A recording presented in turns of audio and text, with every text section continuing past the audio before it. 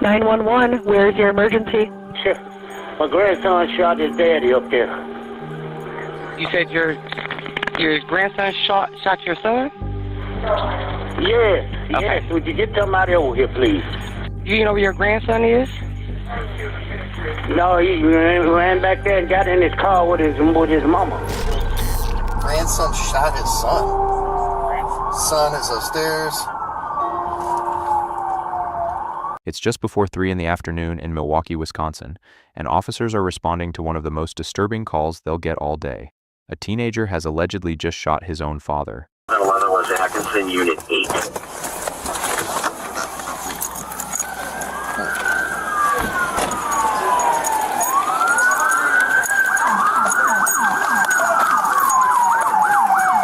We got entry here. We got entry right here.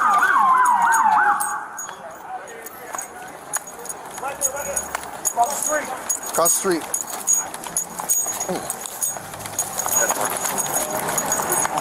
51 90. 51 90 supplies. Hey, did the shooter run? Where's the runner at? Where is he? The shooter's up there? Wait.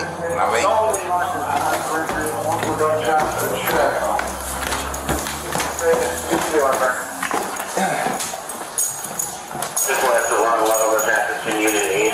All of I medical enter. Where's the son? I don't know if that's, I think that's the son. I think the son. Grandson? In the apartment. No, us. The medical and us. Hey, tell him I'm sorry, CPR. Commencing CPR. Do we have, We got a scene. Yep. You know where grandma is? is grandma here? Anybody else in the house? Apartment's clear. Apartment's clear. Sorry, just cases all around me right now. There's cases everywhere. We'll say probably Can you go get someone? I got the gun right here. You want to do that? We got a firearm here. We got firearm recovered right here. Inside the apartment, officers find 47-year-old Cory Williams Senior with multiple gunshot wounds. Despite first responders' efforts, he is pronounced dead on scene. Officers now begin talking to anyone who saw or heard something.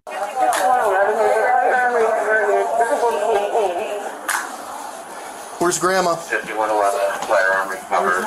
There's no one in the apartment. When you get a chance, you do signature. Where's the first witness? The grandfather, whoever was downstairs, said he just heard about it. She just heard about it? He hadn't even been up here. That would be at least 10 casings in here. Yeah, there's projectiles all over the damn place. You okay? Yeah, I'm just nervous. Do you hear anything or see anything? I just heard, I had my door closed. I was in my room, but I just heard she shot. Okay. Put him in the house. Do you know your neighbor? Cory? Cory Williams? Yeah, that's his dad right there. That's his father? Okay. Yeah. Who, do you know his son? No. I was in the father and Cory and his father. You are Jesus. How old is your son? Damn, yeah. Okay. How old is Stan? Okay. What's the grandson? What's your grandson? He's 18. His name Cory. Okay. Okay. Who high is he? The suspect is identified as 18-year-old Cory Williams Junior, the victim's own son, and right now nobody knows where he is. Multiple chest shots. Do we know how many yet? It's, I'm just from listening, it's a 9 through the chest, another 2 to 3 in the left arm, another 2 to 3 in the hip pelvis area.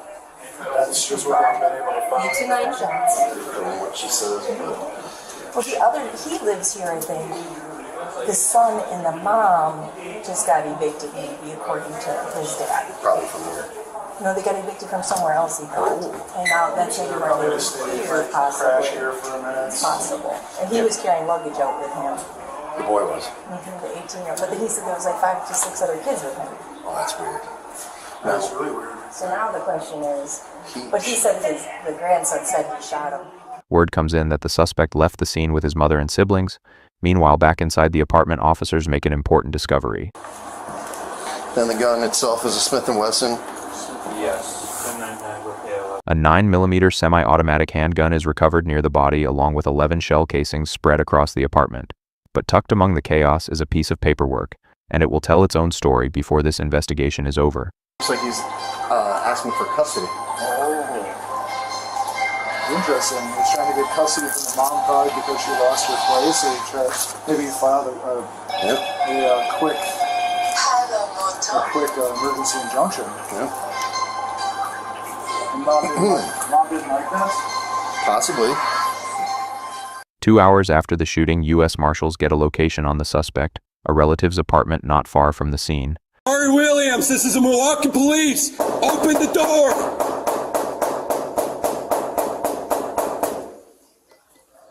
Cory, open the door. Voice. Open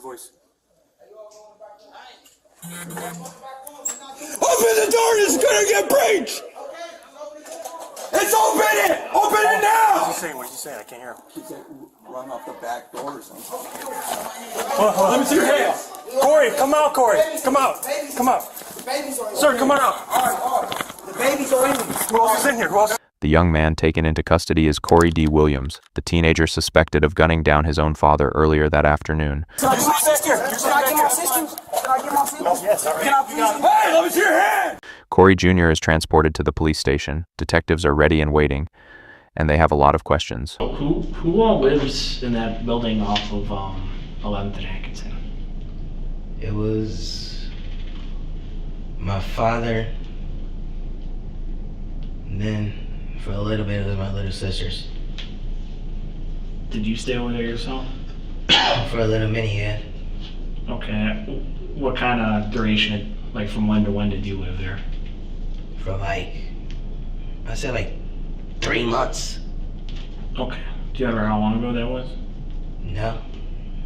You know if it was a year ago, 2 years ago, 3 years ago? It was 2 weeks ago. Oh, you stopped living there about 2 weeks ago? Yeah, he kicked me out. Okay. Right there. His own father had kicked him out just 2 weeks before the shooting. That detail lands with detectives and they're not letting it go. You said you were kicked out a couple weeks ago. Are you able to kind of explain why that happened, or? He was asking me to do something, I refused, and he just kicked me out. Okay. Do you remember what he was asking you to do? He was telling me to tell my mother something, and I refused, and he kicked me out the same night. Do you remember what he wanted you to tell your mom? No. Why'd you guys go over there yesterday? My mother was trying to get them. She was trying to get a police escort, and they told her to go down there and try and grab them first. Before she called them for an escort. She called them once. They told her to go there and try to grab them. And if he denied her grabbing them, she'd step out and call them again. She'd get a police escort. And your mom wanted to pick up all the rest of the kids that were over there. So besides your older sister and you, the rest of the kids were there. Yeah. Cory lays out the reason they came to the apartment that day. His mother needed to collect his younger siblings who were caught in the middle of a custody battle. Now detectives want to know the moment everything went wrong. Get there. Do you guys knock at the door, or how does that work? We went to the front door. We were ringing our grandfather's doorbell so he can let us in. Okay. He didn't let us in. We went around back, and there's Was your dad there? No. Okay, so he wasn't home when you guys got there? How long do you guys think you were there before your dad came home? I said 5 to 10 minutes, maybe 20. Okay, and then if you're able to kind of explain what happened. But when he came in? Yep. Yeah. He came in to the front door. I was grabbing my stuff, putting it in a suitcase, my computer and my clothes.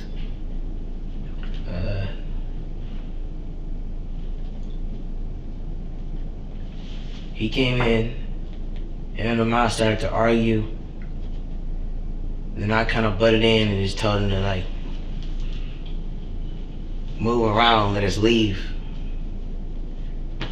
He started tussling me at me right here.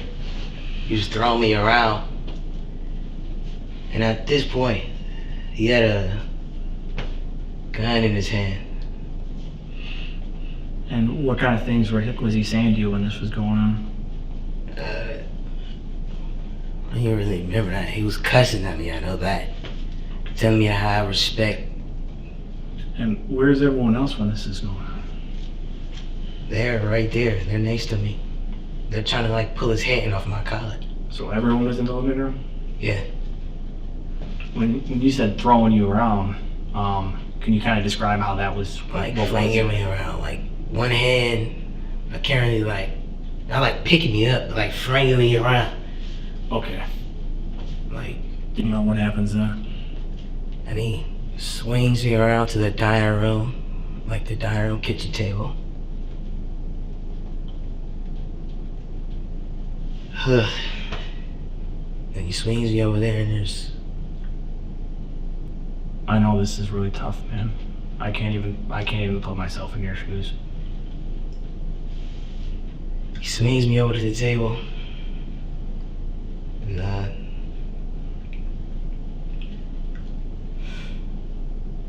there's a firearm on the table, or a gun.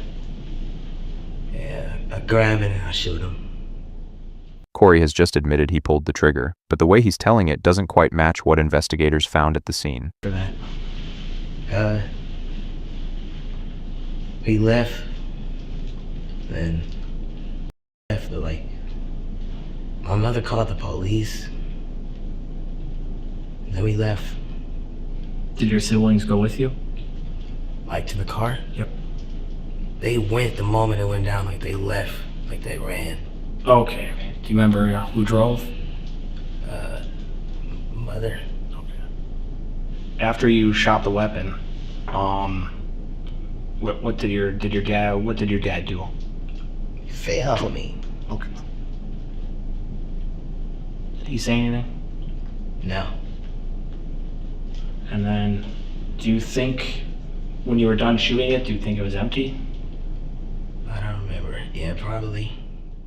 Detectives put the evidence on the table, and the questions they're asking now are ones Cory clearly wasn't prepared for. Can you try to remember how many times you shot? Like, was it more than 5 or less than 5? More. Was it more than 10 or less than 10? It was more than 5. I know that. Okay, so 5 to 10? Okay, is it more than 10 or do you remember? I don't. Okay. And when your dad fell, did you continue to shoot from your recollection? No. No? No. Okay. By the time he fell, it was over. Okay. Because we'll bring in a few photos, and the only reason why we asked that is because in the crime scene where he was, there was casings around his body. No. One of the things that I'm concerned about down the line is that the autopsy shows that potentially maybe he was hit while he was already on the ground. If that's the case, I just want to jump ahead of that and figure out why that would be. So if that happened, I would really appreciate kind of the explanation behind that versus hearing it one way now and then figuring it out later. Because I'm not calling you a liar at all. I just want to get ahead and figure out what happened. Yeah, I'm done. Okay. Okay, that's it. I know it's a lot. We threw a lot at you, but... Cory goes quiet and the interview is done. He's booked on second-degree reckless homicide and use of a dangerous weapon. Now detectives turn their attention to his mother, the woman behind the wheel when they left the scene. You need to get more of an understanding as to what happened. And I guess you told him kind of a motive yesterday as far as him forging your signature. Yeah. Now, is that true? Yeah, that wasn't a motive, but that was the reason why. It was kind of the reason why I went over there, but I was already wanting to go over there. Okay. But then once I got that call, it was like, yeah, I need to officially go over there because at this point, I feel like he was going a little bit too far with things. He's doing a lot. So once they called and told me that he forged my signature, I was like, okay, I'm gonna just go over here and grab them really quick because at this point, like, you can't just do court papers and then sign my signature on them and then say that that's The mother explains what set everything in motion. She had been contacted by the court after her ex allegedly forged her signature on custody documents. She says her only intention that day was to collect her kids and leave. Because he had already been trying to threaten me to go up there to do custody papers and stuff. Why? And all I need is just for you to help watch the kids until I find a place to stay. Was it releasing all your rights and him taking complete rights of the kids, or what was the paperwork? I have no idea. I didn't really read it. They didn't really say exactly what it was. So I'm guessing I'm thinking it was releasing all my rights and over to him. Why would he do that? I have no idea. He can hardly even take care of himself. That's why I ended up just dropping them off at their dad's house, and then I was in my car. Okay. But I just need him at that moment to just, take the kids for me. I was not like I said, I was abandoning him or anything, so I wasn't. And then how many kids you don't have to name, how many kids do you have with Cory? Together we had 6 kids together, because 2 of them missing his. Okay. I guess there's parts that you left out that we know there's just more to expand on. And I get it, you're scared. It's a trust issue. You've never talked with him before. Now this is your second interview with Mike. We're not gonna lie to you. We just want to hear an account as what happened. You know what happened to Cory? No, like I said, when I was walking out the door, that's when everything happened when I walked out the door. As soon as I walked out into the hallway, I heard the gunshots, and I turned around and I seen Mr. Williams on the floor. Okay.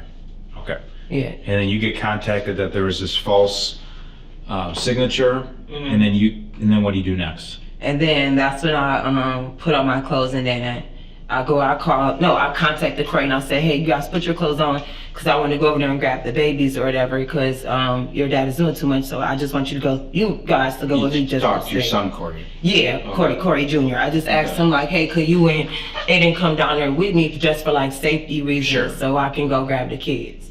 After I got that call from the court, I called the non-emergency police line to see how can I get a police escort. And they told me to go down there and try first. And if I have to be in the area. And if I try first, and if he doesn't give me the kids first, to go back to the car and to call them, and they will come out and do the escort. And that's what I was going to do. But I took my sons with me for safety, just in case, because me and Cory has a history of domestic violence. Just in case he decided Which is reported? Yeah, just in case he decided to want to put his hands on me, I just had my sons with me to, help de-escalate things. When I got there, he wasn't there, so I just started putting their stuff on, getting them together. But then as we were getting them together, he came in the middle of that.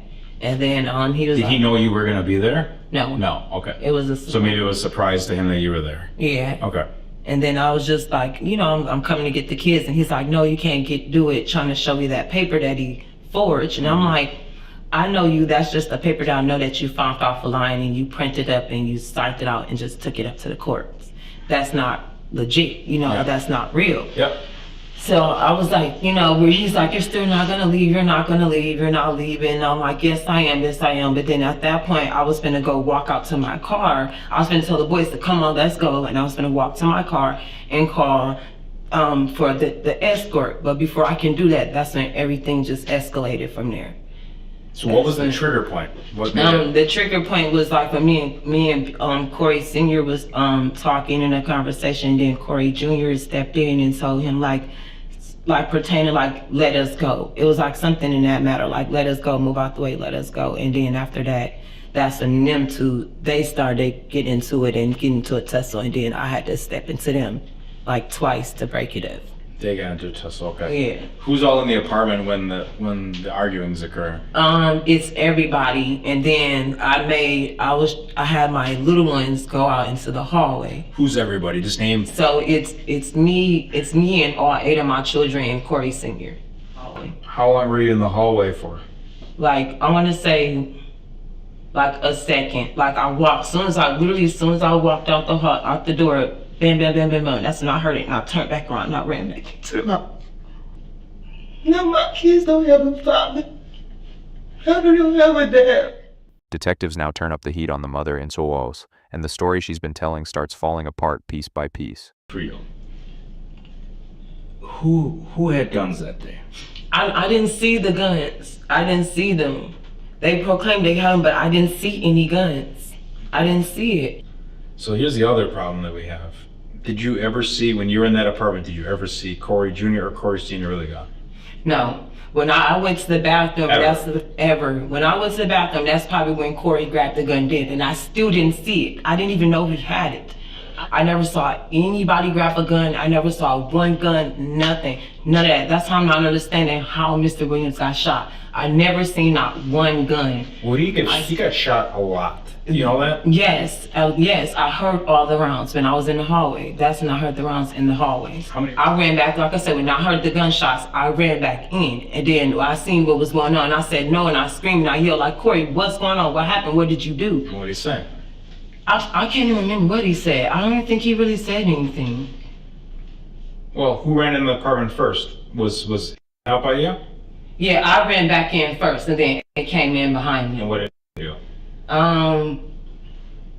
Like I can't even remember. Like everything is just so blank to me. Like we gotta be a little more honest here. Yeah, everything is so. Listen to me. The fact that you don't see a gun at all, that is just so far from the truth. Right, and that's what I'm saying. I didn't see a gun. By the time I was in the hallway and came back in, I don't know if he stuck it up under his shirt, tossed it. I don't know what he did with it. I know what happened, and if you were in there first, you would have seen what happened too. So Aiden is telling us that when he gets in, so if you're before him, okay, so he's following after you, right?